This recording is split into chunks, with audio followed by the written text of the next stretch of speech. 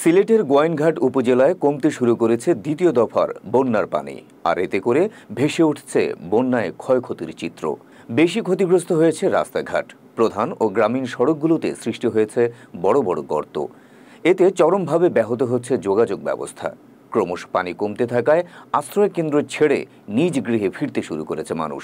সরেজমিনে দেখা যায় ভাঙা বেড়া ও কাদামাখা বসতঘর বসবাস উপযোগী করে তুলতে সংস্কার ও মেরামতে ব্যস্ত ঘরের পুরুষ ও গৃহিণীরা।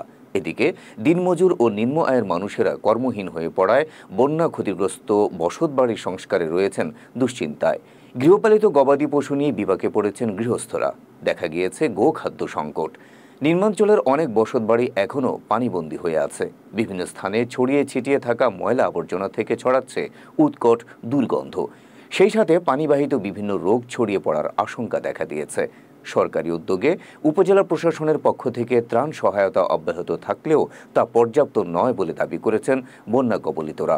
তাদের দাবি, নিত্য প্রয়োজনীয় পণ্য সামগ্রী সহ বসতবাড়ির সংস্কারে সরকারের পক্ষ থেকে নেওয়া হোক পর্যাপ্ত ব্যবস্থা। এদিকে বন্যায় আক্রান্ত নিম্নাঞ্চলের গ্রামগুলোর দিকে বিশেষ নজর রাখা হচ্ছে বলে জানিয়েছেন গোয়াইনঘাট উপজেলা নির্বাহী কর্মকর্তা মোহাম্মদ তৌহিদুল ইসলাম।